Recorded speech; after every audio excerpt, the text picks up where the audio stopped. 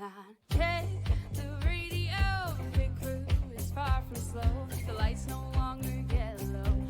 Ready, steady, go. Crank it up. Oh, it's racing. Crank it up. Oh, it's racing. Crank it up. Oh, it's racing. Crank it up. Oh, it's racing. In love with the ride. Burning rubber smells real nice. Fuel it up once or twice. Come on, fast is the way to drive. Crowds all on their feet, not one bothered by the heat. Imagine them in the driver's seat. Checkered flag would be sweet. Crank it up. Oh, it's racing. Crank it up. Oh, it's racing. Crank it up. Oh, it's racing. Crank it up. Oh, it's racing. Everybody get ready. On your feet. Here we go. 3, 2, 1. Crank it up.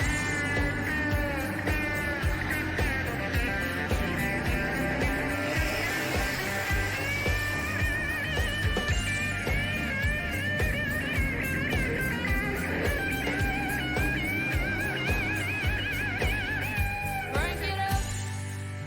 Oh, it's racing. Crank it up. Oh, it's racing. Crank it up. Oh, it's racing. Crank it up. Oh, it's racing. Crank it up. Oh, it's racing. Crank it up. Oh, it's racing. Crank it up. All right, ladies and gentlemen, welcome back here to PT Racing TV live here tonight at Chicagoland Speedway, and we are about to bear witness and take shape here down at the track that is a little dormant these days, but hot on the trail of some major speeds and some serious racing here tonight. Hi, everyone. I am the Crusader Christian Schreiber. Joining me here tonight, my good friend Sparky Sparkalicious here down, Dustin Solnaker. Sparky, good to have you back on board here tonight, bud. And I know, obviously, for the folks at home, they're asking and kind of wondering. We'll get to that in a minute, but how are you doing tonight here on this glorious day here on the sunset evening at Chicagoland? Despite things going to be looking a little different here tonight, pretty much everything they're doing pretty good over here. I'm ready to get going here at Chicagoland. It's been a while since we've seen some racing here, so I'm ready to get this rolling here at this track. Really like this track, and let's see how everybody does here tonight. For sure there, Dustin. There's going to be some incredible racing, some battles here all the way through. Pack racing going to be the name of the game, and I'm just going to get it out of the way now. Yes, folks, you do see our old simracingapps.com overlay and everything showing. If you're wondering, right now, our live timing and overlay stuff we usually use is down and broken. We cannot do anything about it. Believe me, I spent like an hour calling them up and figuring out what the heck happened. We could not get it done. So what we're going to do, we're just going to broadcast the old-fashioned way, but we're still going to have the cameras and all that situated, so don't worry, we didn't break anything there. It's still that same way. You're just going to have to get used to seeing the top bar for this time around. We should have it fixed for the next time, but nevertheless, Sparky, I really cannot see the gridding order, so why don't you go ahead and get to the driver's lineup here, and I'll kind of go off from where you go from there. All right, well, on the pole is going to be Craig Jazanik in the number 40 machine. He's on the pole here tonight. Robert Lawrence is going to be on his outside in row number 1. Row 2. then- Go ahead. In row 2, we got Cale Gale in car number 83 and Kevin Kasher in car number 91. I presume in row 3, we're going to see Brock Whitehead in the 82, and then his outside, that'll be Tyler Meeks in the 35. Row 4, if I'm looking at it right, will be 21 of Stephen Gibson, and his outside, that should be the should be the 10 of Brad Patton.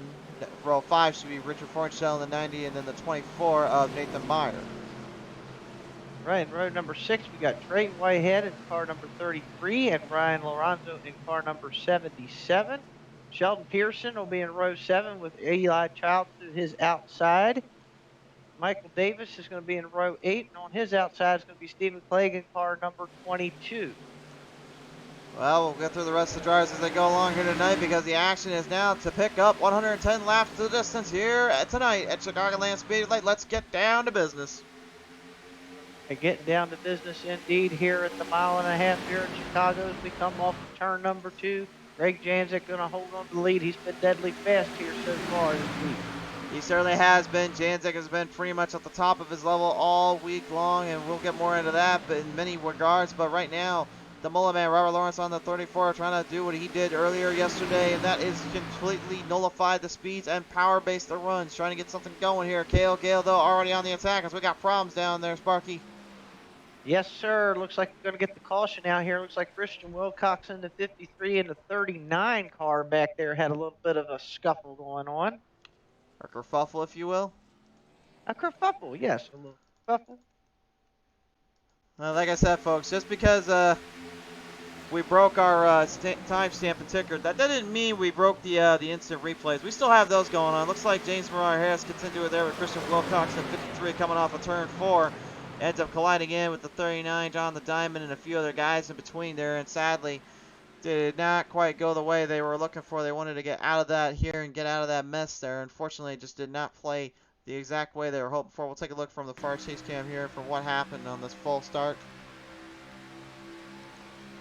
And right here down that back straightaway, you can just see here the Mirage just slightly drifted up. Looked like Kevin may have drifted up, or excuse me, Eli Childs may have drifted up a little too. Once you got loose though on that bottom apron for Wilcox, there was no going out of there, and sadly everybody else kind of getting the boot, if you will. Couldn't escape it, unfortunately. What a tough break for those guys right out of the gate. Yep, and now they're going to have to go down pit road and kind of check the damage out. Didn't look like a lot of those cars got too much damage, maybe a little bit of cosmetic damage, if anything. It looked like it hurt them guys. Looked like they're going to be able to just get back out there and get back after. For sure there. We'll see what happens here coming through the wire and coming through the ranks here. A lot more driving to go at it. So we'll take it down now real quick and talk with our drivers here. Now we're going to talk on the on-cam here. This is the number 90 of Richard Fornshell. Fornshell, last night, what a show and a story-making performance it was. Unfortunately, the last laps kind of got you, but now you're coming in here to the Cup Series at Chicagoland, and obviously the name of the game is going to be really trying to escape those packs, isn't it? Yeah, it's going to be trying to keep the car clean, which unfortunately I've already failed at that task. So it's going to be an interesting night. Well, the good news though is it's just in the rear damage, so I wouldn't think that affects too much of the aerodynamics to the spoiler, would it? Hopefully not. I didn't feel too bad on that, well, not quite lap that we did there. So we'll see. It's been interesting already. We will see indeed. Well, nevertheless, though, appreciate our time here. We'll see what happens here down for you and the crew there, bud. Thanks, bud. Take care. Ladies and gentlemen, Richard Fornshell, the number 90, trying to get something going here, get some speed built up.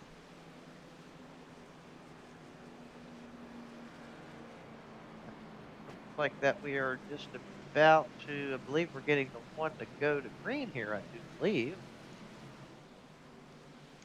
It appears that is the case here right now. Field ready to work their way back around the track, back out into the field here.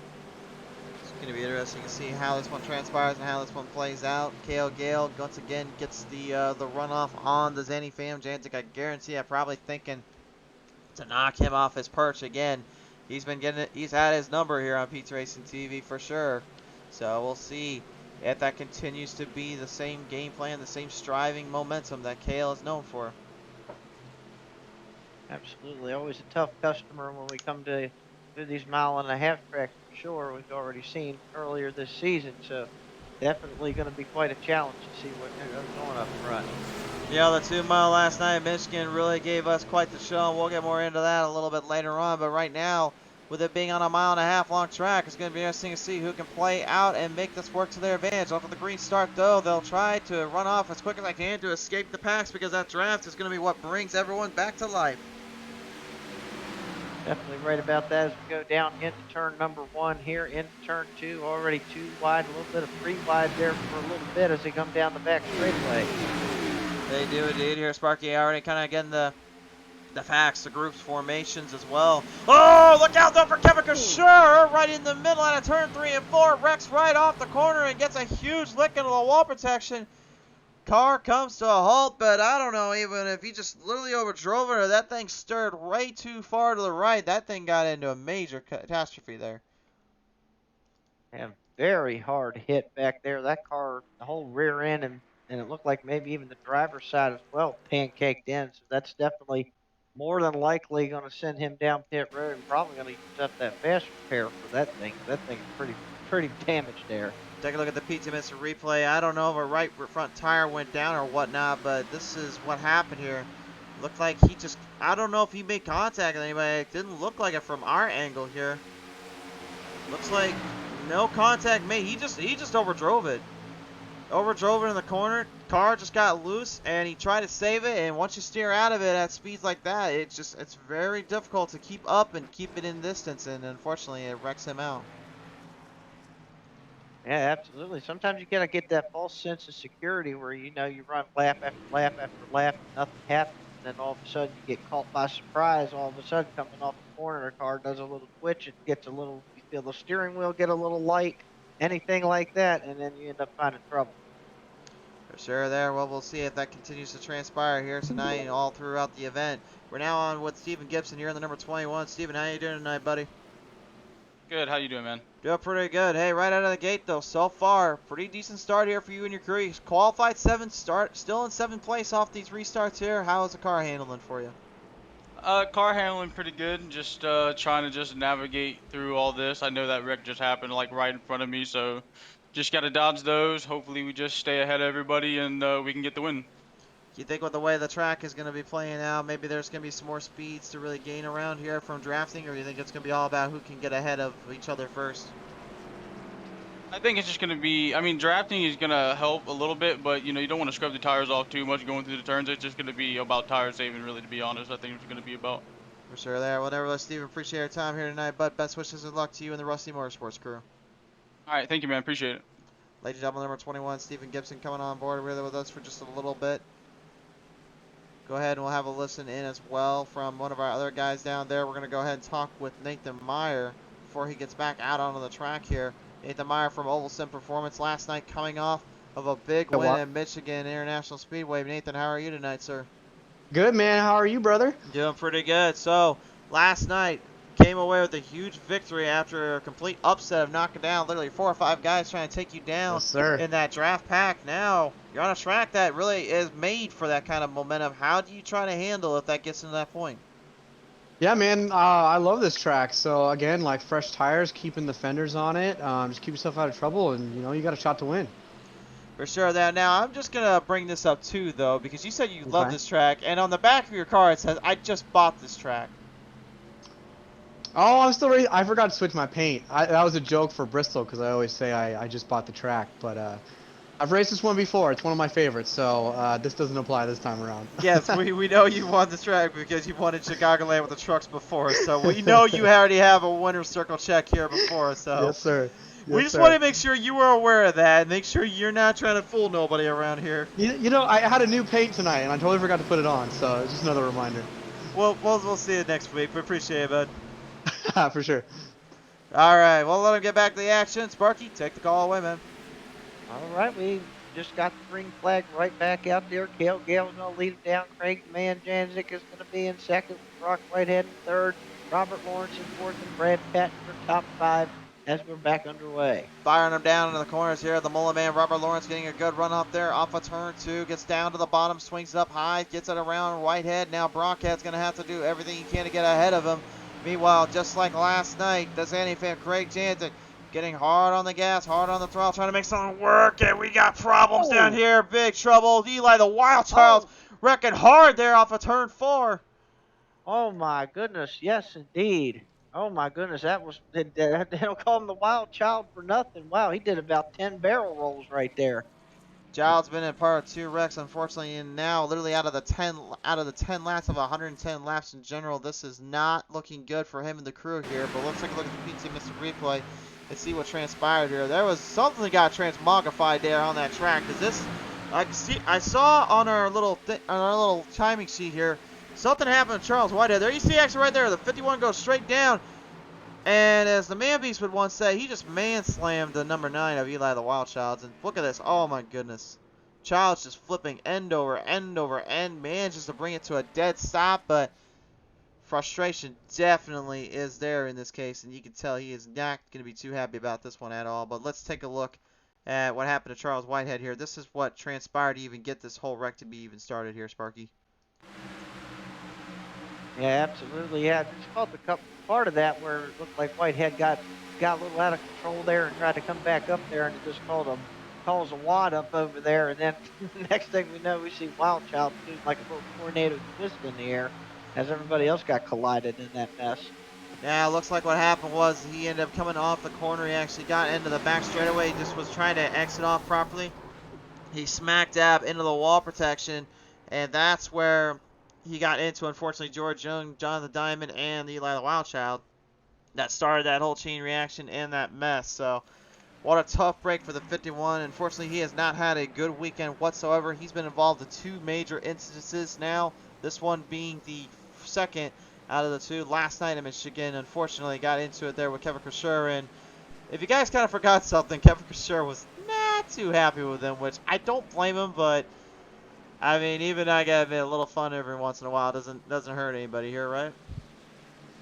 Oh, absolutely. Yeah, I heard there was some rumblings about some little bit of heated action going on from last night's race. We'll just have to see if that carries over into this. So far, it doesn't seem that way, but still a long way to go, and you never know.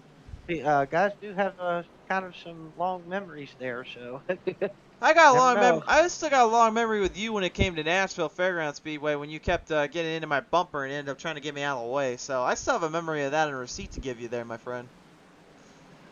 Yeah, unfortunately that's not broadcast, so we're not able to really see that for sure, but Oh, that's because nobody wants to see that. I mean, they love bumping runs, but I don't think they want to see me and you go at it entangling because they'll be like, oh boy, this could be a fun conversation in the broadcast booth the next day. yeah, absolutely. By the way, in the comment section tonight, Papa B's coming on board. William Mann, good to have you on board. Stephen Tyler Plus saying, go get them, boys. And Robert Dudley saying, what's up? Good to hear you. Good to hear from you guys. Looks like KL Gale has entered into pit road here. Not sure what is going down there for the number 83 driver. So maybe mechanical failures on his end. Troubles will initiate him down in pit road, which means this any fan will take over the race lead with the Mullen man, Robert Lawrence, now engaging with Janzik. And we're going to see here, once again, Robert Lawrence has been pretty hot on his trail when it comes to battling with these guys, but he's had some bad luck as of late this season. Can he continue to get that luck out of his way, or can he start to fight back a little bit? That remains to be unknown. But here we go to the green flag. We're back underway. Yep, back underway under the green flag. Greg Janzik going to lead him down here as we head down into turn number 1 and come into turn number 2.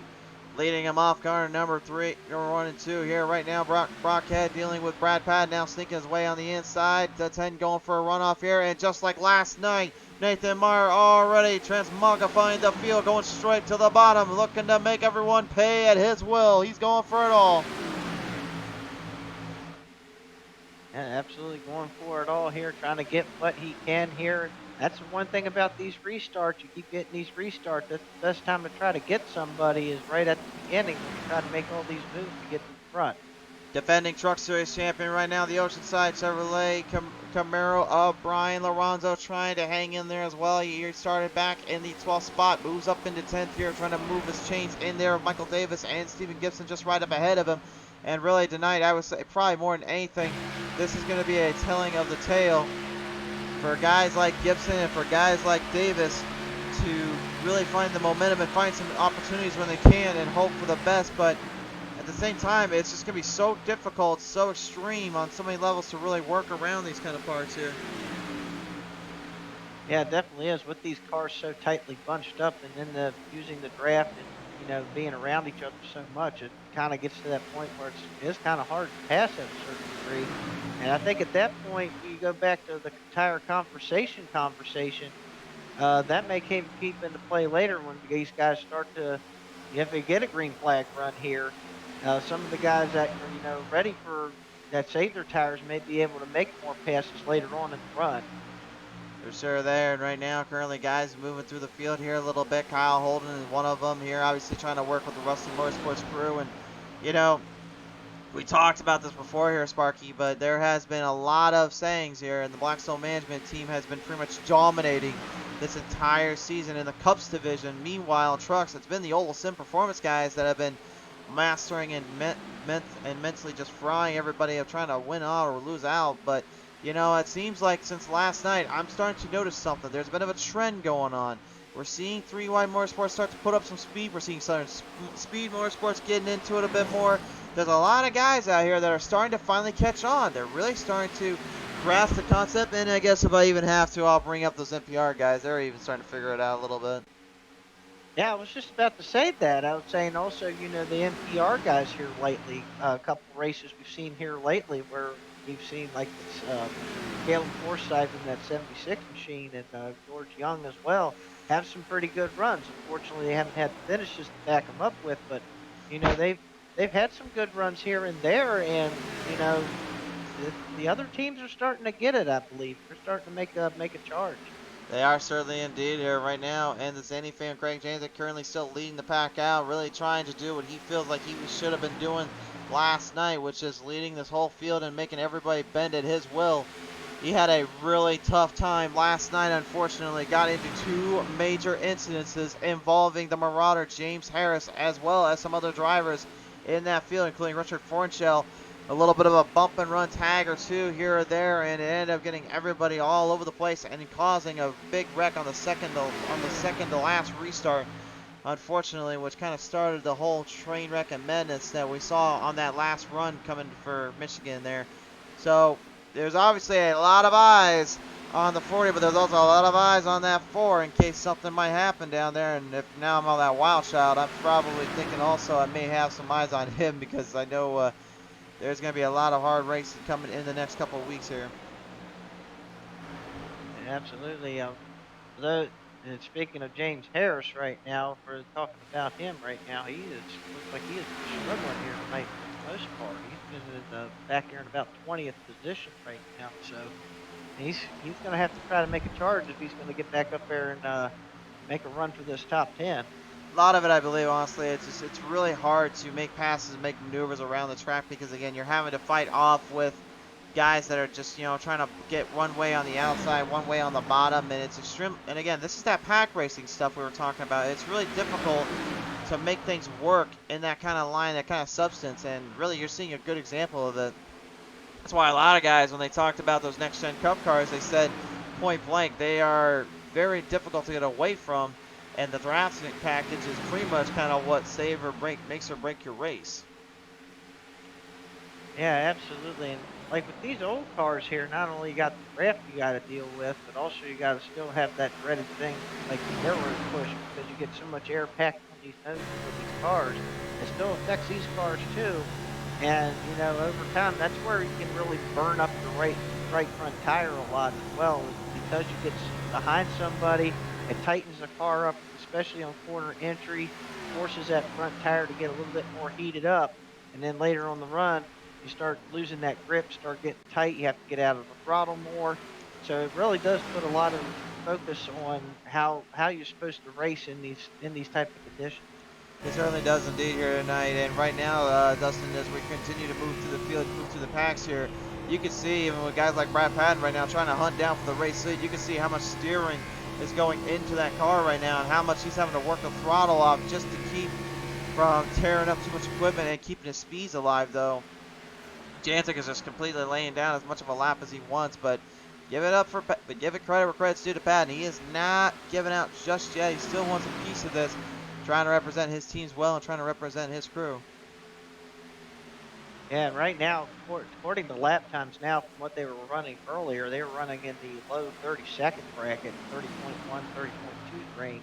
Right now, they've about dropped a full second now in this long green flag run, and this is a nice little green flag run we got going here now. And somebody that's really starting to make a name for himself is Tyler Meeks. He has gotten himself up into the 3rd position here. What a good run for him right now. Tyler Meeks last night at Michigan pulling off an incredible battle to the end. Unfortunately got cut short due to a 4-wide incident salute. Ended up costing him his entire race and his entire momentum on the final restart. And he told me earlier today that, you know, I have been getting a lot better and a lot smarter, and I'm glad I ended up where I was at last night. I just wish we did not get into that wreck in that circumstance, but we are certainly starting to finally dial this thing in and dig in deep, and we're hoping to finally take on some of these guys and knock them down a few pegs. He says the veterans are fast, but he knows his crew is getting faster every time they come out. And it's definitely showing here tonight based on where he's running right now on the racetrack. Right now, though, that 40 car right now, he's going to be a little tough cookie to crack right now. He's currently the fastest car on the racetrack. Fast car on the track, fastest at times in control overall. Not surprising to say the least here. Currently looking at our best and fastest lap times. Again, guys, we can't really show you all the fun tools and all that because, again, we don't have that. I'm sorry, but we at least have the overlay, so you at least can see where everyone's at standings-wise. But times-wise and speed-wise right now, Janzik obviously the fast tonight. He's got a 30.13 here on his fastest lap. The closest one to him there was actually Brock Whitehead with a 30.13. So that really tells you that if Brock Whitehead is matching with the speeds of the Zanny fam, you know he's probably got a little bit of that hard charge in him to keep up with the distances and keep up with the times. But again, there's so many guys that are trying to keep in pace with just making sure they don't burn up tires and all that. You can wonder how much of those tires are burning out and giving in too much, especially when you're reaching up speeds of over 195 miles per hour with help of that draft, and even maybe more so to 200. Oh, yeah, absolutely. And as this run continues on, the worse, I'd say, the worse these cars are going to feel to some of these guys once them tires really do burn off. We have now gotten to pretty much now we're approaching lap 30 here. So these guys most of these guys have been on these tires for, the whole entire of the run. They haven't been on pit road at all since the start. So we'll just have to see how this goes. Pack starting to try to fade out a little bit. Little 3 wide still coming off the turn forward there down to the front straightaway here. Triple tray came to play Whitehead trying to escape the runoff here from the Marauder James Harris. Harris is a madman on a mission. He said to me earlier today, I have not forgotten last night and I will not forget last night. I will use that as my motivation today to get something to work in my favor for once. I'm getting real sick and tired of being the shaft on this pipeline in these races. Yeah, he has made some good stride here. Remember earlier it just said he was in 20th position. He has moved up quite a little bit now. He's now into the top 15. He just took the 15th spot right now. James Harris really starting to make a charge here as the laps keep going on.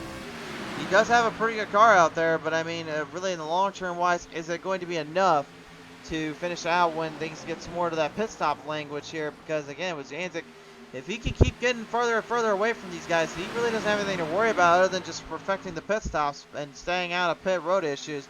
The man beast, William Mann Jr. Well, there's one guy out here that, in my opinion, has not truly been given a break on a long run. It's him. He has pretty much got fuel and tire strategies down to a T and to a crisp, but he has not once been able to make it last a single full long race until literally that last lap ends up just kind of shooting him out and then shoot him in the foot, as he likes to put it. Well, hopefully here tonight, hopefully he'll get some redemption in here at Chicagoland here tonight. Right now, he's now currently running 15th. You just said James Harris was. James moved up another spot, and William now is all moved up into the 15th spot in that number 29 car. Bevan Olvesen performance battle here right now, currently up ahead.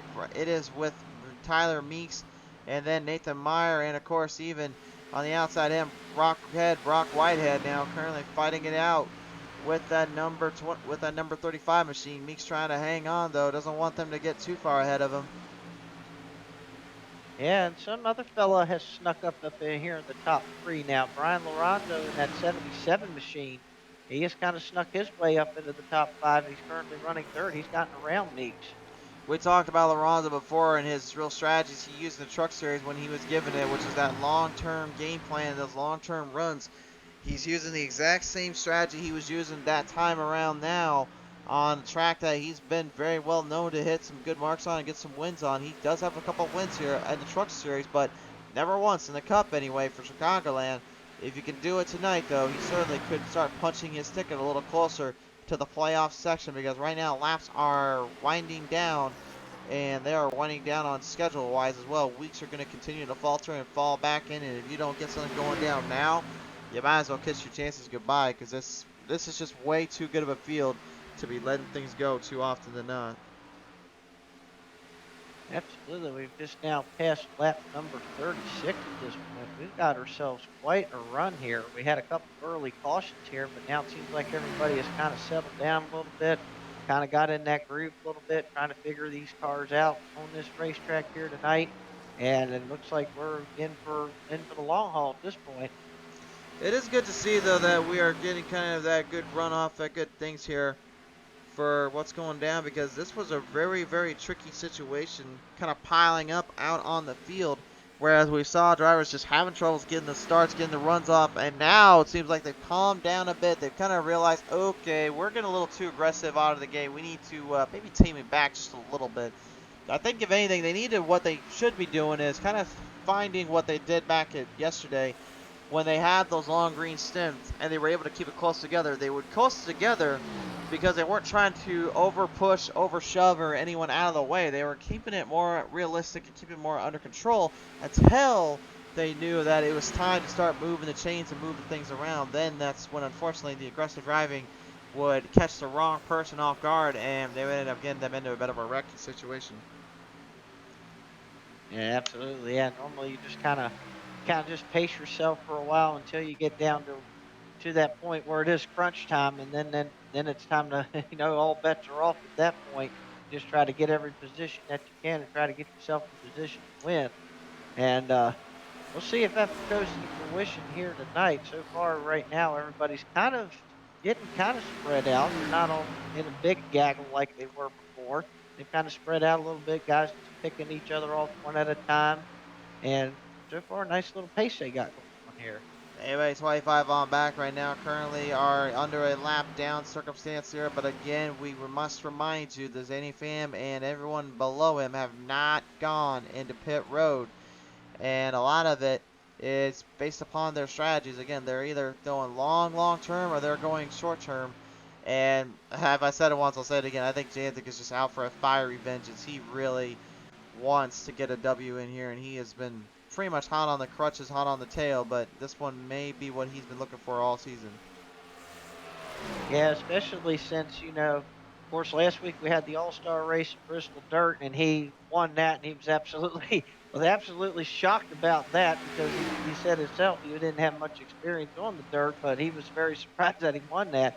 But, a week ago before that at Watkins Glen, he had that unfortunate thing there in the bus stop that took him out of the win there and gave that win to the bounty hunter. And, you know, maybe after last night, and after winning Bristol Dirt and after last night, maybe just kind of lit a fire under him tonight, as you said. And this could be the race where he just puts the throttle down and says, I'm going to just take control of this race.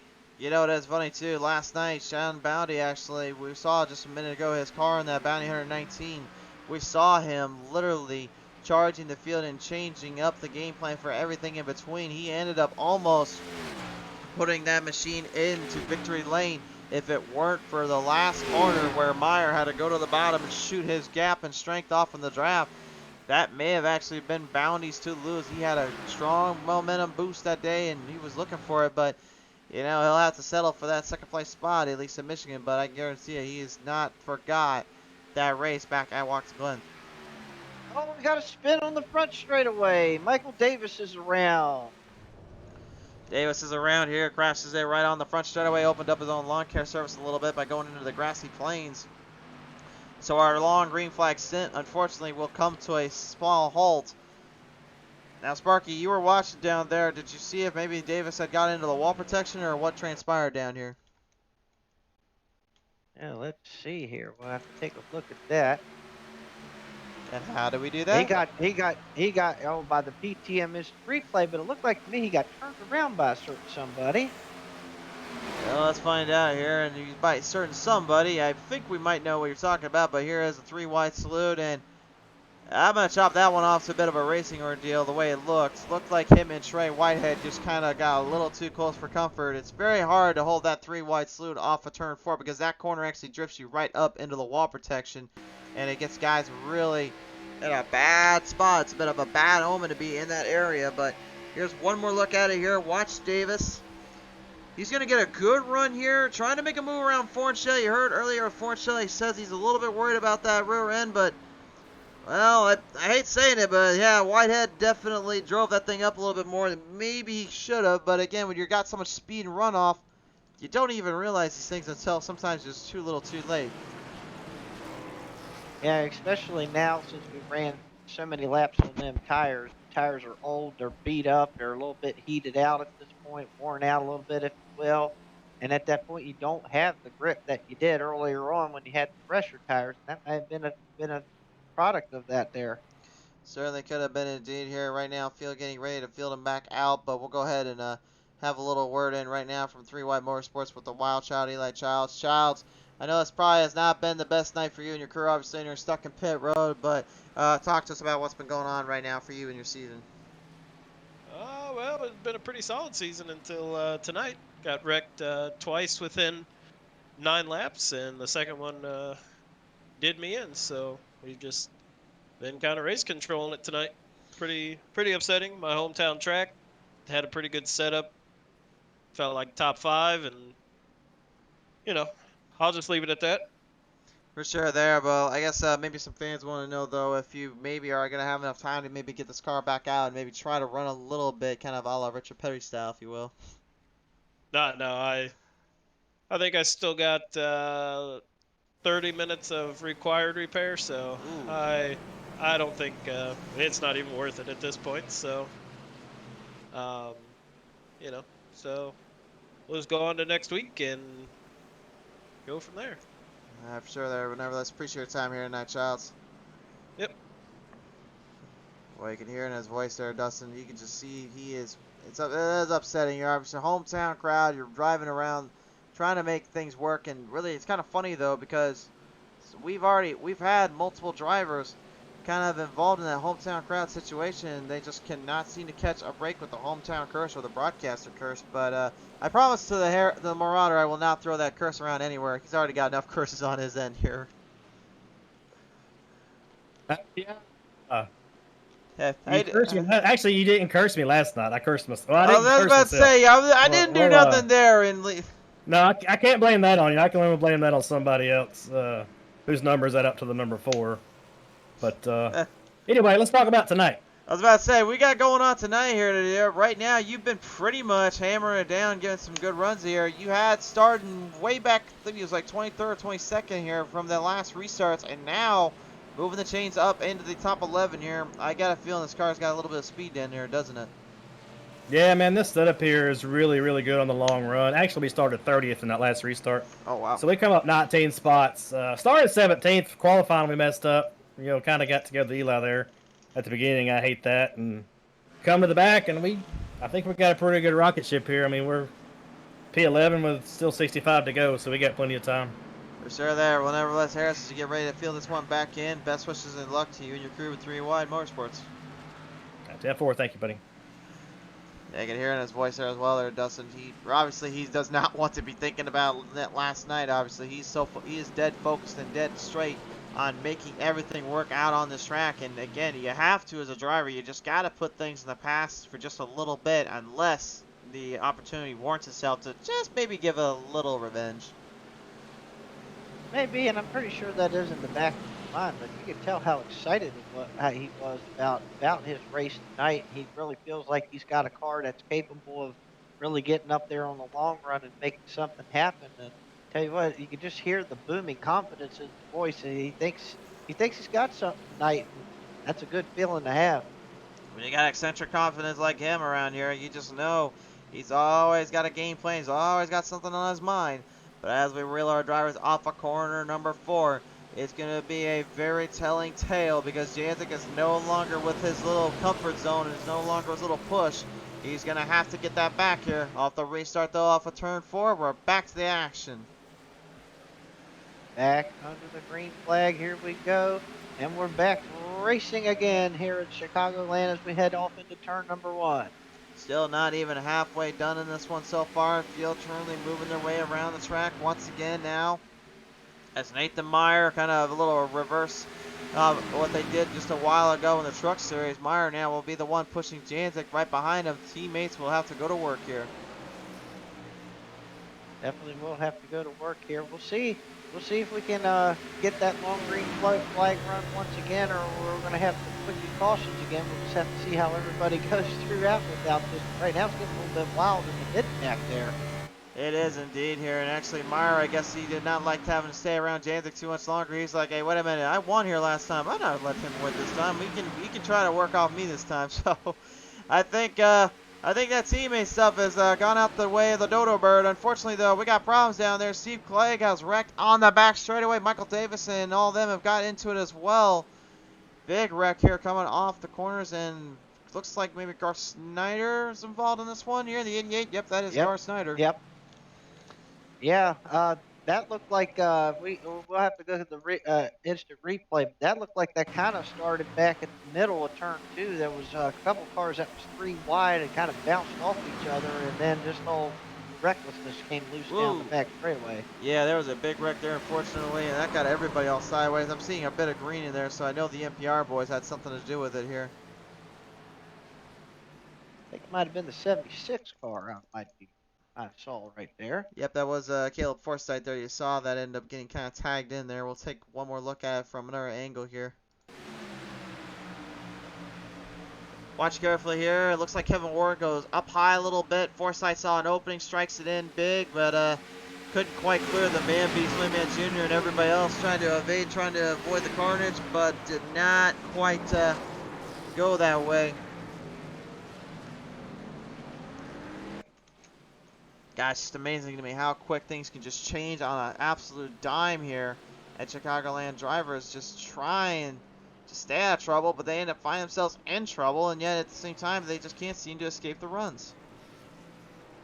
Absolutely, and we're I think I might have jinxed it there a little bit and said if we were whether we were going to get a long green right flag run again or if we were going to get a yellow right away. It looks like it's the latter in that case. Well, at least we know that when we bring in the man beast here, we can blame it on you there, Sparky, for ruining the man beast's run here tonight. Don't ruin it. How you doing, man, Junior? Spiffy, I got a paint job on tonight, so everybody can see me. Yeah, well, they could see you last night too when you had a big all white truck out there, for crying out loud. Yeah, I had an issue with a paint file overlaying. I've got it since rectified, but it's kind of aggravating. I would presume so, because we know you obviously have a lot of folks that, you know, kind of want to try to represent on that truck and got a number on it, of course. But hey, man, at the end of the day, it at least is good to see that you got everything kind of fixed up. So, but with that in mind, though, obviously, you know, you want to get a little bit more than just things fixed up. I think you're looking for a W here eventually. Yeah, man. Chicago's been pretty good with trucks.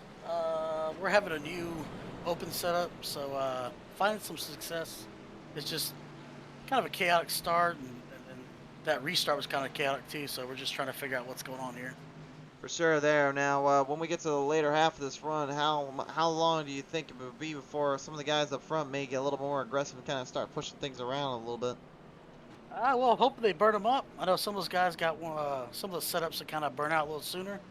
I feel like the setup through what I got's kind of lasts a little bit longer, more of a long run speed. So hopefully we can use that longer speed, keep some greens going, and pick off some good spots, man. We need some team points tonight, especially. For sure there. But nevertheless, appreciate our time here in the Man Beach. We'll see what happens for the later half of this run. Sounds good, man. Appreciate you guys. Ladies and gentlemen, Willie Mann Jr. having a little word in with us right now. Let's head on down to Team Dump and Run, where right up ahead of him, it is Jason Taylor in the Remington Ford Mustang 15. Jason, how are you tonight, sir? He may still have his little audio troubles here. He did tell us that too. He said he was kind of struggling to get the mics to work when we were trying to bring him in on the calls. Jason, you got a copy, man? Anything? Nope, I think he's gonna have to call this one another dump. I think his mic might have dumped and run him tonight. Yeah, either that or the what they call the since this is Chicago, I guess the Windy City. I guess the wind took his microphone away in that case. We can only guess. Tracy will join us on in here tonight. Tracy, great to have you on board. She's rooting on her boy there in the number 12, Kyle Holden. Well, we'll certainly see if old Kyle can get up to the front and pass on the run here, but he is still in above a unfavorable distance here. Still got a lot of work to do here. He's currently running in. It looks like he's going to restart here in 6th spot, so he has made some strides here tonight. Let's see if he can be able to keep on going here as well in that 12 car. That's one thing to be in the 12. It's one thing to be in that 6th spot, but I mean, you got still remember you're dealing with a lot of heavy hitters here on these runs and on these momentum. So that's where I kind of bring that into play. But you know, he'll strike me down if he can, and I know he'll want to give it everything he's got here. So. Absolutely. I believe we are just about ready to get back under the green flag here, I believe. Well, let's see here. Pace car gonna come off here this time. I do believe it is. It will and indeed. I believe, and here we go. Green flag is back out in the air, and we're back underway. Gotta love when a thing goes into plan and everything goes on the attack. Off the restart here. The Zandy fam getting right up ahead of Brad Patton while Nathan Meyer gets the early jump on things. Guys in the back right now somewhat keeping it relatively clean, keeping it smooth. We'll keep an eye on them for just a minute as they work their way around the back of the pack here. Gale trying to get his laps back and maybe trying to hope for something, maybe looking to knock down this entire field and roster. We've seen him come from laps down before and get the lucky dogs or two. Can he start to get more of them here and now, because he's going to need all the help he can get to get back into this race. Yeah, absolutely, definitely. It looks like it's showing he's 2 laps down right now, so he's definitely going to need some more of these short run cautions to come out to give him any help, as well as some other guys like the Bollock man, Robert Barnes. He's also showing a lap down right now. He is in that lucky dog position, so if the caution comes out again, he'll get that free pass, but right now he's just going to have to fight it out. He will have a little bit right now to do, but the Zandy fam taking back over the race lead. Halfway point reached on the mark now, while Patton and Meyer continue to just kind of hang tough and hang through it. Still a lot of racing to go, though, as a Marauder now swinging his way to the bottom end with Sheldon Pearson going up top the outside. Everyone trying to hang on, trying to do everything in their possibilities and their chances they can get to keep this run and keep their chances at somewhat at hope. Team points on the line, major consolidations and chances for getting a season championship in play, and all around just an enormous field of drivers that are out to prove themselves and then some. And now even one of them, Kyle Holden, is doing just that and more here as he works his way around with Brian Aranzo in the 77. Definitely good mention about the team points as well. I mean, these guys are driving for, themselves for the championship with the points, with the driver points and all that. But there's also the team points too. Kind of get a little bit of bragging rights if the team can win it out for the year. So yeah, definitely a lot of points to be had. Not just driver points, but those team points are always very important as well. Now, Sparky, if you're on a team right now and you're not driving for yourself anymore, and you're actually trying to get more points in this case, is it more mentally taxing on yourself, or more like distraughting to have to know that you're kind of also not only race for yourself, but you have to work for your team as well to get something to work out in your favor?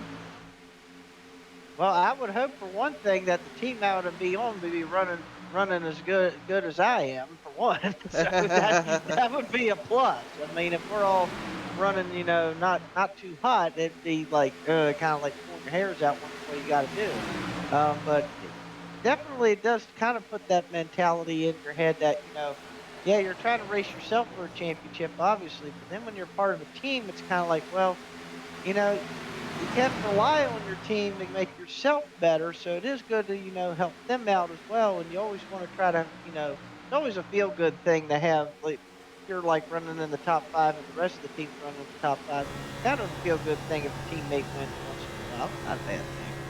I mean, the way I look at it anyway, like, 'cause I only asked that question because whenever I was on a team, or no matter what sport it was, especially in motorsports too, I don't know if it was just me, but I always felt like I had more confidence going to every race because it seemed like it's not just me out there trying to, race my heart out, trying to race myself out to get some wins. But there was always, those groups that you can rely on to kind of get some tips and tricks and all that, no matter what the track is, and you can kind of get more knowledge base from it. But it also really it made me less have to really work for having to get every win, every chance I can at a win. Maybe it was just me, but it felt more relaxed and more rewarding. But I don't know if that makes it any better, knowing that you're still trying to go out there and race your heart out with everyone, and knowing that there is still a championship on the line. Because I've always felt like the more intensity and the more aggression you can keep in yourself for the long haul and the long race series of the season, the better off you are to win the championship. Yeah, and I think also with the team mentality too, it's just the people that you're with. I was on a team once with some fellows in NASCAR Heat there for a while, and we really fed off each other really well. And we were a three car team, and we really fed off each other really well. We really ran well. Won some races. My teammate won the championship. But we were all like in the top, top three, top four a lot because we would practice and work with each other a lot.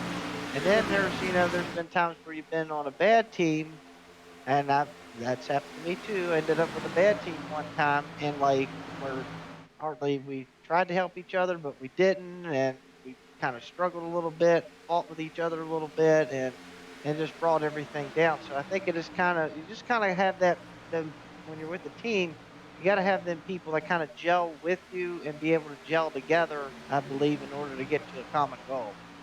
I definitely can agree with that as well. I mean, I know I haven't much team experience, like maybe the way a lot of folks out there would think, but I can say I did have a really good group of people that I still work with, a great group of guys and gals out there from the iRacing community that, doesn't just spawn from, a specific set team. It's really just a community of guys and gals to work with, but really just being able to know that they are there and they're being able to work with us and kind of help out when we need to. It really has made for a much better experience, but also a much more stable experience, knowing that the racing can be great and the battles can be even more tremendous, knowing that you have an understanding of yourself and the teams out there. But at the same time, I don't know, it is kind of taxing after a while because you still put so many hours, put so much time into these cars, into these tracks and everything. And this isn't like NASCAR Heat, obviously, where you could pretty much get a baseline idea of how the car is supposed to be and everything is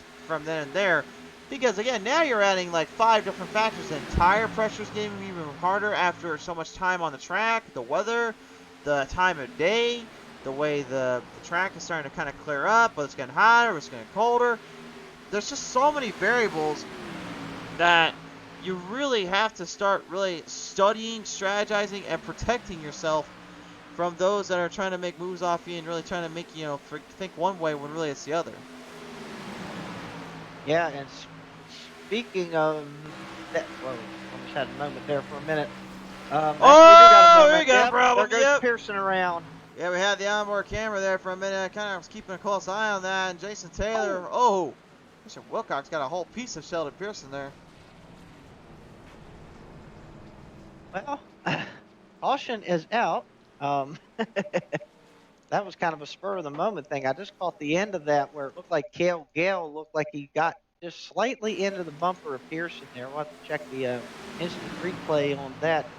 Take a look at that. He got the bumper there of Sheldon Pearson. Fortunately, Pearson bringing it right into the 83 and everybody else kind of colliding in with that.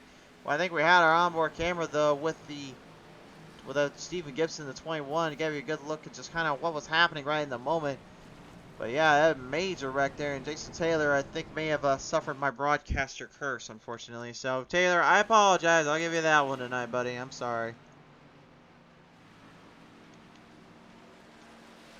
Well, we haven't. Go ahead, bud. that happens, I guess, with this broadcast curse. I guess I got mine with Will Mann Jr. a while ago, so I guess it's your turn. It happens to the best of us. But nevertheless, let's go ahead. And we haven't heard from these NPR guys for a little bit, so let's just give them some time to talk. George, how you doing tonight, buddy? It's been a rough one tonight, man. I'm just getting caught up in all the mayhem, you know? Well, I mean, that seems to be the kind of thing that happens when you're in the NPR stable. But, I mean, at the end of the day, you still can pull off some good runs, some good moments. How much more do you think, though, that the madness can happen with these guys? Man, you were really quiet. I really had a hard time hearing you, but yeah, we're hanging in here. We'll see what we can do. I'm sure a lot's going to happen before this thing's over, so maybe we can get ourselves in a good position here to take advantage. For sure there. I think I may have been a little quiet there because I wasn't trying to speak too loud while you're going into pit road. I know you have to really talk with that spotter and them. Either that or he's got me kind of muted down here. I'm sorry, you're really low on the headset. I'm having a lot of trouble hearing you. Sparky, are you a little slow on the headset or am I not talking loud enough? I can hear you pretty loud and clear over here. Well, I think so. Alright, well, George, we need to get those headsets fixed out of here and get some of that wind kind of gusted out from the Windy City because it's broke down there, my man. Alright, well, nevertheless, George, appreciate you coming on board, man. Best of luck here. Sorry, I just having trouble hearing you. We'll get it fixed next time, no worries. All right, man. Best of luck. Alright, well, I guess if he's having a hard time hearing us, I suppose maybe we should have someone that we have a hard time getting rid of then, shouldn't we?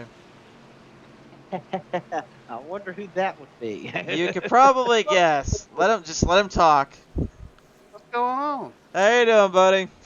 Oh, I'm alright. I'm just here. You're just here, and I'm still trying to figure out for the life of me what the heck happened to your numbers on those cars.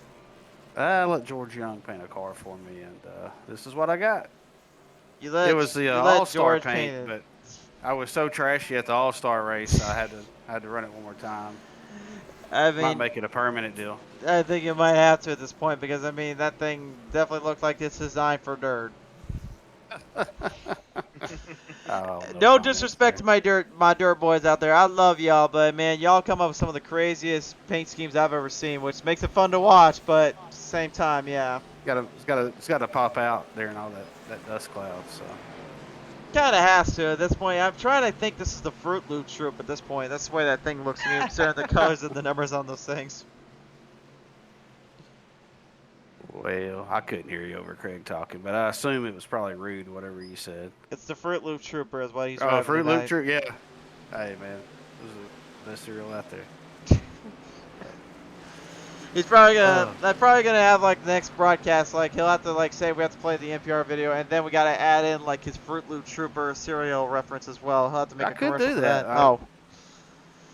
don't know, maybe have some Trix Rabbit in there too, just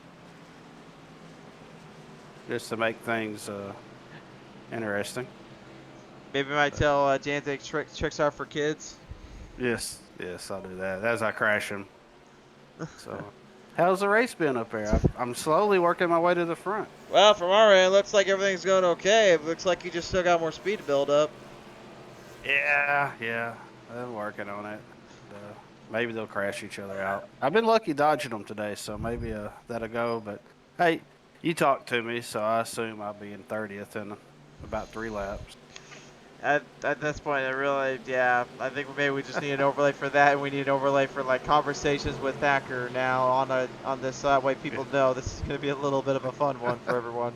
It's been 5 laps since this last incident. But, well, let's try to keep it that way. Yeah. All right. You should probably get back to fun, business. Enjoy the show, and I'll see y'all later. All right. Take it easy, Thacker. See ya. Well, see ya, and see you later. He goes. Back to the action here, Sparky. I'm back under the green flag. I still can't get over the Fruit Loop deal. I'm back under the green flag here as we go down into turn 1. Craig Janzik with still our leader here. Well, one of the guys are in the infield already. They are not going to be able to get back on the track the way they are hoping for here. 3 whites coming down to the back straightaway here as they move their way down. The F cancer number 10 of Brad Patton trying to make Nathan Meyer think about this one just a little bit here. Oh, big bobble there coming off a turn for Meyer, and Meyer loses it into the grassy plains here. My goodness. He just completely drove it in hard. I think Patton may have just literally intimidated him. Intimidated. Ah, nice. Nice reference there. Yeah, might have there in that case. He just like, man, I gotta get away from this guy. I think you can't get away from that guy, and not to alarm any 40s or anything like that, but if you divide 40 by 10, you get a 4, and right now only 9 spots back, only about 8 spots back is a little known Marauder quantity coming up.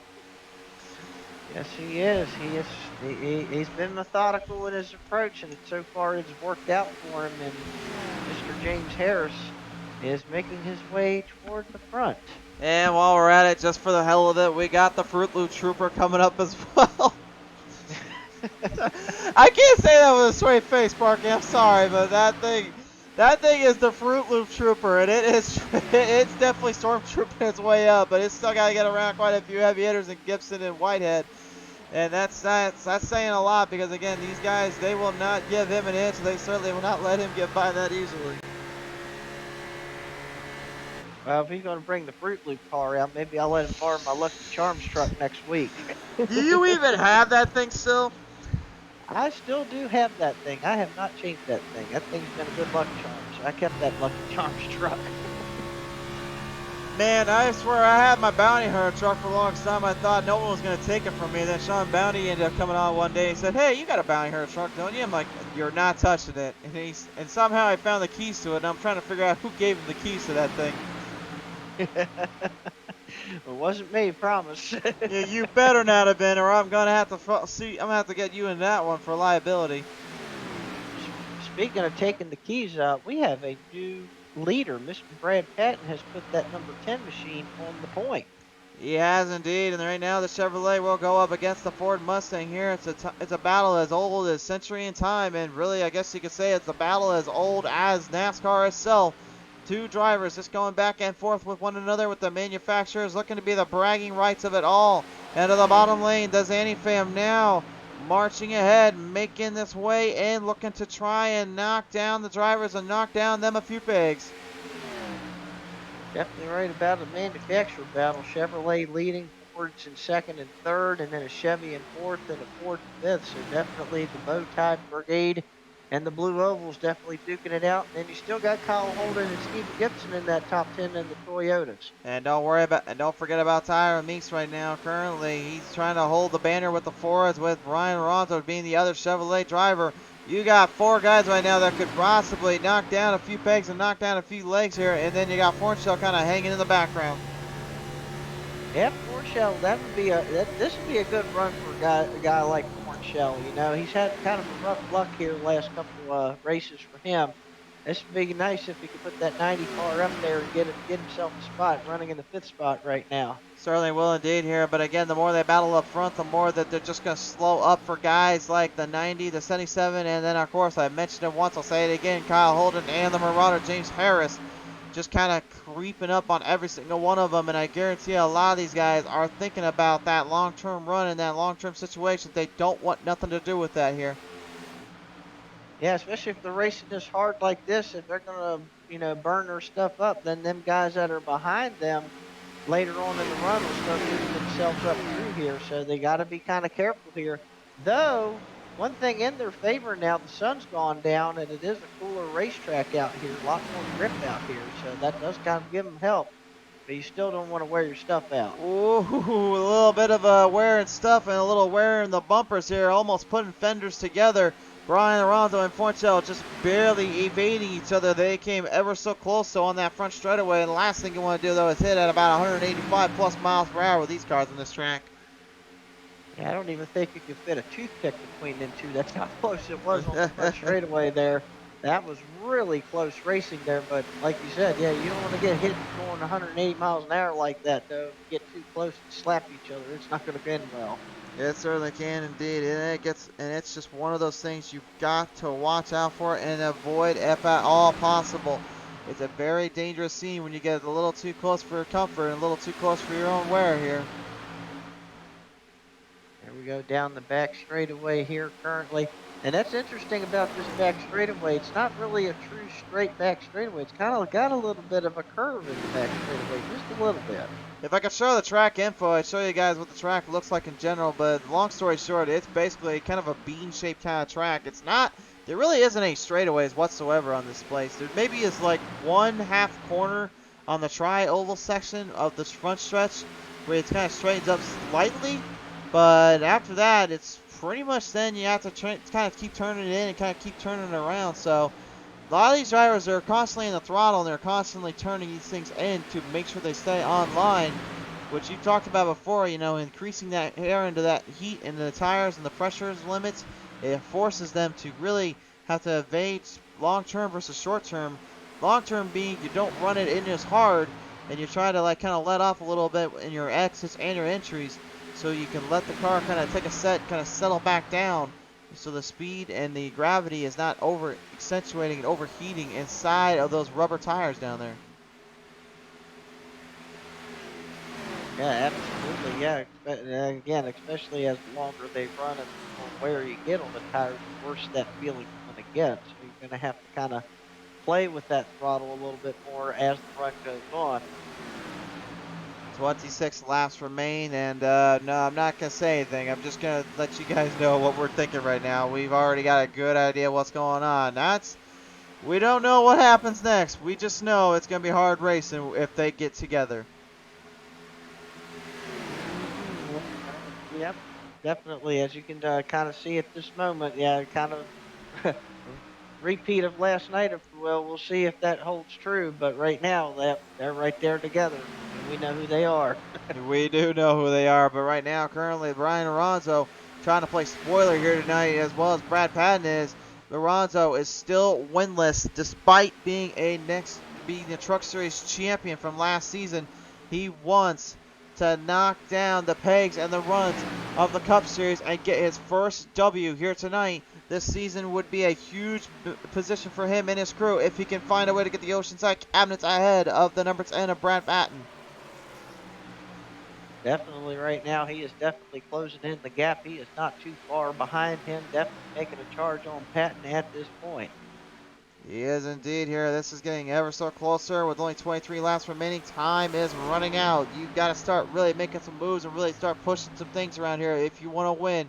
The Pennzoil number 40 of James knows that all too well, as the great and even the Green Mountain Girls number 4 of James Harris kind of starting to peek his way up high. Long-term run is getting put into question, and the speeds are going to start to either dwindle or they're going to get even harder on each other. We just know one thing's for sure. The laps will continue to thrive, and these drivers will do everything they can to make maneuvers off one another. And now we're starting to get toward that time now where, now the pace is going to start to try to picking up a little bit. These guys are going to start having to get a little bit more aggressive because they're going to start running out of laps here before long.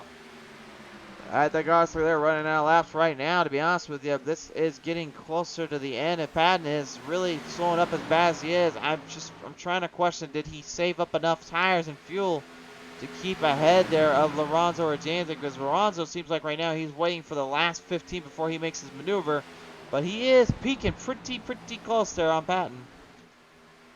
He is current lap times looking at everything. Everybody's up near the front there. Patton, Lorenzo, and Zanuck are pretty much running right about the same lap times. Not much of a difference between them right now. So really not much of gain or loss at this point. They're just kind of just riding there, just kind of picking their spots, as per se. Certainly indeed here right now as we look back in the pack as well here, just give some of the other drivers a little showcase here. Jason Taylor, despite that big wreck he suffered earlier, used up an instant repair and got this thing back onto the track. Nathan Meyer, his big bobble off of turn 4, costing him so much time, energy, and patience. Now having to fight his way back from the top 15 now into the top 13 here. He's currently fighting it out here with Sheldon Pearson, who is a lap down at the moment. So he's trying to get ahead of him and then get to Jason Taylor. And Meyer trying to get himself back in there. He probably made the tires mad when he got the car out of shape that he did, so he's probably not going to have as much of a grip. But looks like he's got a good long run set up there as he's able to still make positions despite the bobble from earlier. Yeah, something we haven't talked about either that I know a lot of the folks are kind of thinking about too is, why is it some drivers are going to the bottom, some are going in the middle, and now you're seeing some guys going up top side. You got to remember something about Chicagoland. This is a multi-group kind of track. It's not like what you see from, say, tracks like Las Vegas or, even Kentucky. With this multi-group kind of racing line, you can find many areas and many playing fields to make moves off and make runs with. And for a track like Chicagoland, obviously the fact that they still don't even run it, which is kind of a bummer to me because really this track has always presented us some great races. It seems like this is going to boil down to control and substance for whoever finds the line and finds the mark. And right now, it seems to me like if you're going to build speed, the outside line down to the bottom is where you're going to get your most to run off. But for the most part, it seems like consistently hitting the bottom or the middle is really where most of these guys are going to keep their distances in check and keep the drafts from getting ahead of them. Exactly right. You brought up that point about running kind of like the middle toward the bottom. I was watching Willie Mann Jr. back here in 29 car on John Thacker here trying to make a pass on the bottom, and that's kind of where he's kind of running, kind of that middle to bottom groove. And it seems like once things kind of wear down a little bit, seems like that bottom groove gets together. Oh, Mayer just got into the wall there a little bit. Got into the wall. Guys trying to avoid, trying to stay out of trouble. Look at Manbeast, though, just completely manscaping and manshaving his way up ahead of everybody. He got a close shave on that one, and now has taken over the 13th spot. Nice maneuver there by the Manbeast. Yes, he did. Very, very patient there. Waited until the mistake happened there in front of him, and then took advantage of the situation there. And now all those guys have to get regrouped back there. There's Austin Habel in the 42 car. I haven't mentioned him here tonight, but he's trying to make a run and get up here, get himself up in the top 10. He's up 18 spots now, down 17 spots together. Meyer getting right back ahead of him here. Habel not having the best season so far. Has been kind of finding himself in no man's land a few times, but credit where credit's due to him and the Rossi Motorsports crew. They just will not quit no matter what you do, and that really deserves a lot of respect and a lot more showing. But again, when the battles come quick, you got to really focus on where everything's transpiring down there, and Habel hasn't really been in necessarily that battle zone, if you will, with these guys all season long. He's been more kind of hanging in the back zone and just kind of looking for runs when he can later, but sadly, it hasn't always worked out in his favor. Absolutely, but this would definitely be a good, at least a good starting point or a good shot in the arm here if he can stay in this top 15. Maybe he can even steal a top 10 here toward the end if he can keep it going here. It'd be a nice shot in the arm. And another guy having a couple other guys having a good run here is Garth Snyder in the 88 10th spot, Stephen Clegg in the 11th spot. Both of those drivers looking for a good run tonight as well. They certainly are indeed right now, and obviously Steve Gibson, kind of the gatekeeper, if you will, past the top 10, while Garth Snyder, obviously you see working his way around the track, trying to fight it out with some really heavy hitters here. The Mullen man, Robert Lawrence, looking to gain his lap back from Snyder here, but unfortunately for him, the Nationwide 88 is not giving him very many opportunities to strike it big on him. And just a tough night for the Mullet man here tonight. Just has not been able to get that lap back at this point. Looks like it's just going to be just kind of a ride around and pack it up and hope for next week at this point. Been a real rough season for anybody that was in that championship four. Just something to note from last season, because the championship four was Jamison Miller, the 18. He's no longer been running as of late. We haven't seen him back on the track in some time, and big wreck down there. Sheldon Pearson coming to a stop here. Puts it in pit road, but the caution is already out.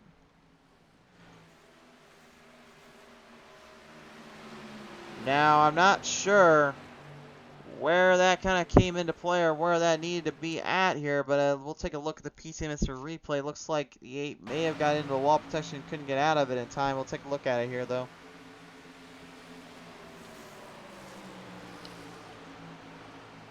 Well, everything looked pretty fine here. Came off turn 2, though. And looks like everything was fine here, too, in the back straightaway. I think he jams it on the wall going into 3 here. Yep, he does. Yep. They got stuck up there. I don't think there was any connection, but you can see that right side. You can see those tires are jammed in, and the right side is completely bent out and come to a dead halt. And he parked it. That was at that point. That was the end of his car. So Almost like he either had a right front go down or just something broken front end, because that car just didn't look like it even turned at all. It just went right into the wall, and then he just couldn't get it going after that. yeah, it looked like it just kind of got stuck in a bad place in a bad spot, and it just would not work. It would not work after that. So, but there's one bad thing for Pad now. His strategy is going to be put into a really tough time here, because now he's going to have to somehow, some way, find a way to hold these guys off on the restarts. And we saw what Jantic's been up to, but again, you've got a number 4 behind him, so I don't think Harris will have any problems putting a bumper to him if he feels like it.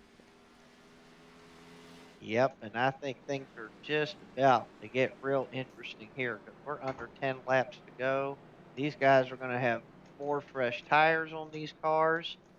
Man, this is going to be pandemonium at its finest here. These guys are going to have fresh tires. They're just going to be Whoa.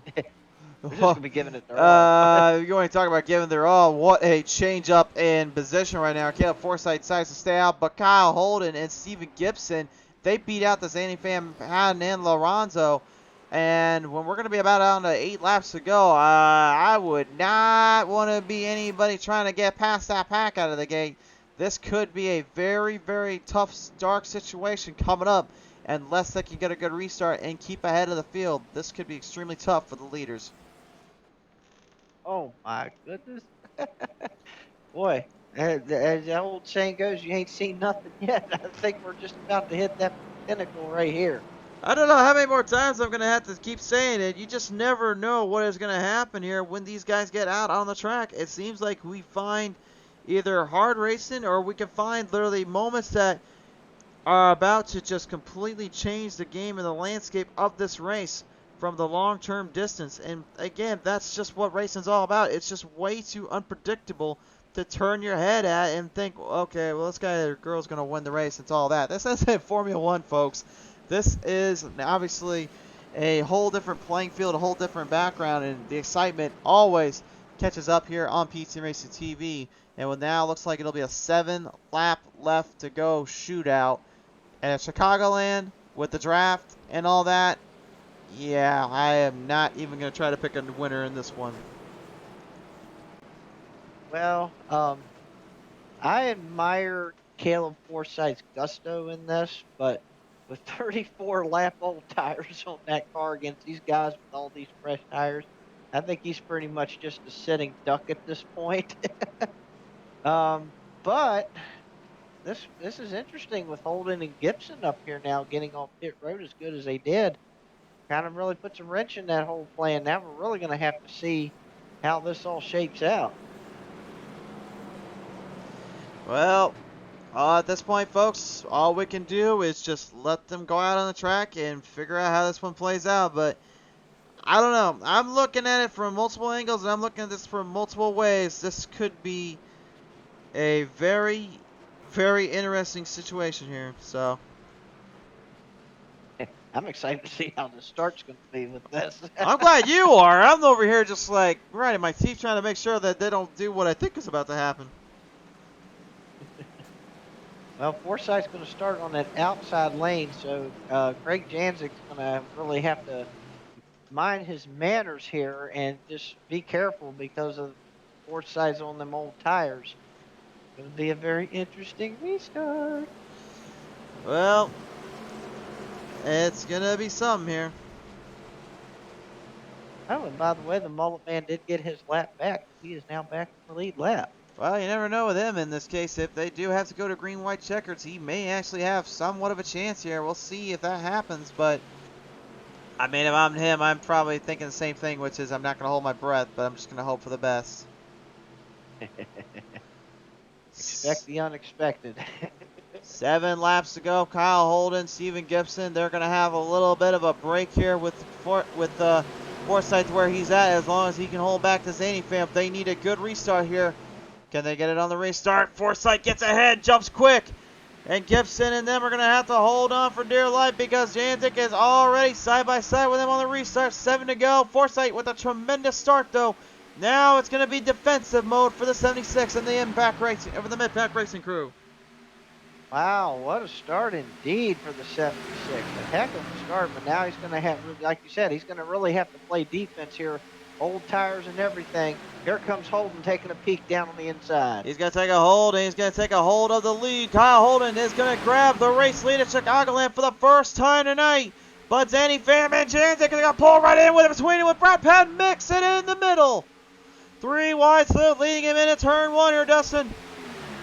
And down in turn 1, Janzik down on the bottom rear end, gets a little tail happy there. He had to catch it. He's going to lose a little bit of momentum there. Holden's going to keep the outside. Janzik's going to have to fall back into third. Holden and Patton are going to be working together to try to put the Zanny fam at bay. Patton looking to try to gain so much ground, trying to get more clearance, and hopefully walk away with this one. They have 5 laps remaining, and right now Holden needs a help, needs a break, needs to catch the draft of Patton and try to gain the ground off him. He knows that the 2-tire strategy did not play out the way he was hoping for, because now Patton is. And Janvik is looking to exploit it here, coming down out of turn 2 to the back straightaway. Got the inside corner. Tyler Meeks now even situating himself in here. Yes, indeed. But right now, Janzik will take the second spot. Looks like he's going to get it off turn number 4 there. And now Meeks is going to get under Holden here to try to take the third spot. Meanwhile, Brad Patton still holding the lead as they go into turn 1. 4 laps to go, and number 4 is now in sight and now playing through the field. Can the Marauder finally get a break and get a W in the Cup Series this season? If there was ever a time to do it, this is certainly the time tonight. But he's got to find a way to get the trap and then pass 4 other guys in that situation. Hold it into the wall. Slows down the momentum of the 4. The power of the speed is starting to go at bay just a little bit. He'll have to get back with Meeks and hope for the best here. Boy, that's definitely going to cost him some time there. Definitely going to lose it. He's going to have to try to get it back together here. Meanwhile, everybody else kind of just one by one as they head into turn 3. They are indeed here. Janzik knows he is hanging on by the thread with Patton. Patton has been pretty much locked and loaded with this one tonight. See, coming by that time to get the 2 to go signal here, and that time Janzik was a little bit quicker, just a little bit quicker on the lap time, and he's closing in on him as they come off the 2. He certainly is here, Dustin. 2 laps to go. Green flag was high in the air that time by, and Meeks and Harris are just way too far behind. This could go either way. Janzik is trying to hang on. He does not want to repeat of last night, obviously, but for Patton, this could be the biggest moment of his career if he can knock down everybody on this field. White flag is out. 1 to go.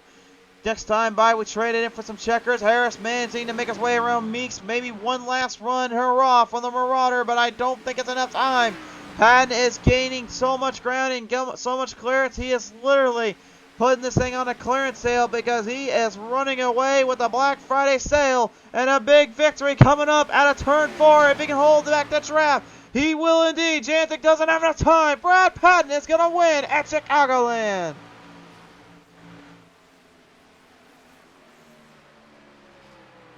Right. Brad Patton's going to bring it on home. Wow, what a finish that was. That was getting down to it. Had all sorts of strategies there, but Brad Patton, when it counted the most, got that number 10 car out in front when he needed and got the checkered flag. The very first win this season for Go Fast Motorsports, and Brad Patton really laying down the hardwood, laying down the hardware, and put this thing to good use and put it all the way to the very end of the track. That's number 10 will not only ride the F Cancer number Chevrolet Camaro to victory lane, but maybe have made a statement that this team is here to stay and here to play. What a victory for the number 10 and his crew.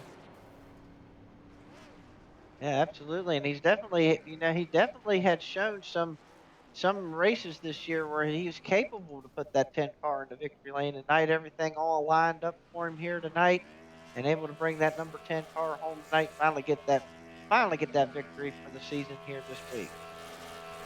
It certainly is here, and the number 10 of Patton, I guarantee you're going to be pretty happy putting this thing in victory lane.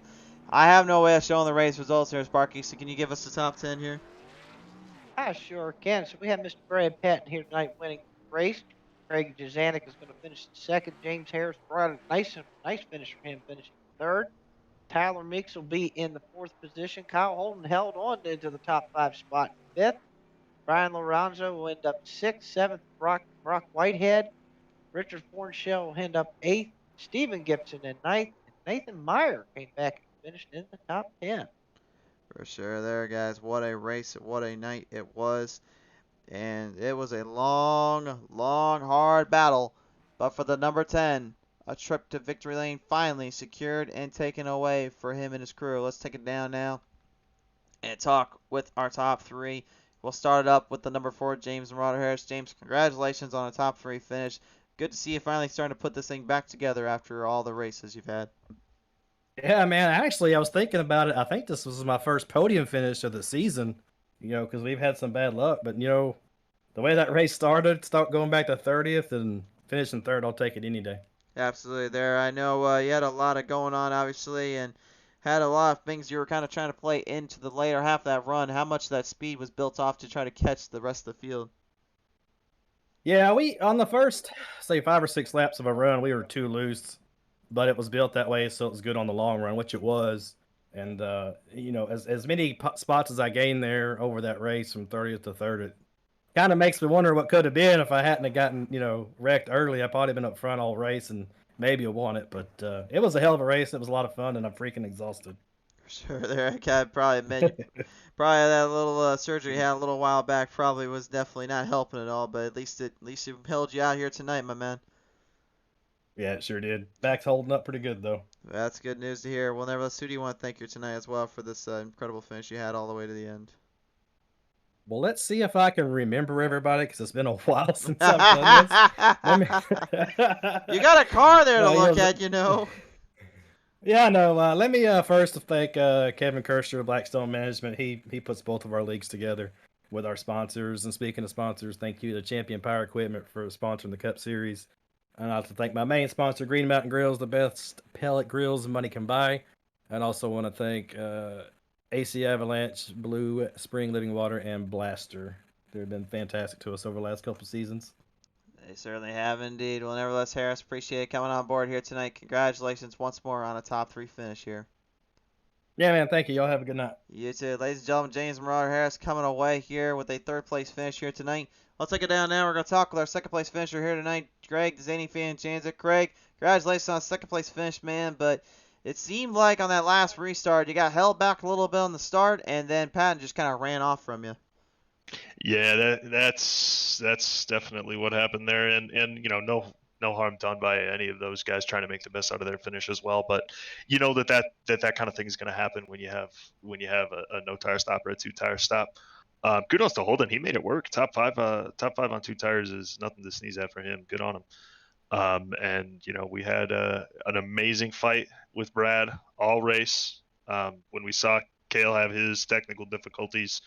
And Kevin out early. We knew that as a team, OSP really needed strong finishes there. And I took a chance on the tape on that final pit stop there. I taped it up real hard, trying to make it, hoping we were going to be able to get to clean air and then never have to look back. But when I got right up to Brad there with 2 to go, got right up to his tail, it got way too hot, and I wanted to salvage a good finish. So definitely feel like we let one get away here today in the Pennzoil Mustang, but still 2nd place, nothing to sneeze at, especially all these circumstances considered. Certainly not indeed here. Obviously, I know it was a bit of a long, hard haul for you and the crew, but nevertheless, still a strong showing from you and your team here. So I have to ask you, as you put the Pennzoil 40 into 2nd place here tonight, is there anybody you want to thank here tonight for this one? Yeah, I got to thank Champion Power Equipment for sponsoring our league. They do amazing work for us, and there's nothing more that we can ask for out of a league sponsor, especially the quality products and generators that they provide. Thanks to you guys at PTM Racing TV for the amazing broadcast as always. This is another one that I'm sure was fun to drive, but is going to be 10 times more fun to watch back tomorrow morning. Thanks as well to the Free Beer and Hot Wings morning show. Listen to them at freebeerandhotwings.com Monday through Friday, 6 a.m. to 10 a.m. Eastern. And lastly, thanks again to Brad Patton for awesome, hard, clean racing, the kind of stuff that you expect out of a field this caliber. For sure there. Well, nevertheless, Jans, I appreciate coming on board here tonight, man. What a finish and a race to the end. Congratulations on a 2nd place finish here tonight, sir. Jeff Farr, brother. Have a good holiday. Everyone listening, do the same, and we'll talk to you next week. Absolutely. Have a happy Thanksgiving, buddy. Thanks, man. The Zanny fan, Craig James, are coming away here 2nd with a strong showing from him and his crew. But now, I think it's the first time I've ever been able to do this here. We're going to bring Brad Patton in as your race winner here tonight. And what a victory it was for him and the Go Fast Motorsports crew. He now joins us here in Victory Lane. Brad, congratulations, man. Long overdue, in my opinion, and I think even Sparky here will agree with me. But you certainly put everything to good use and then some. The last pit stop worked perfectly in your favor.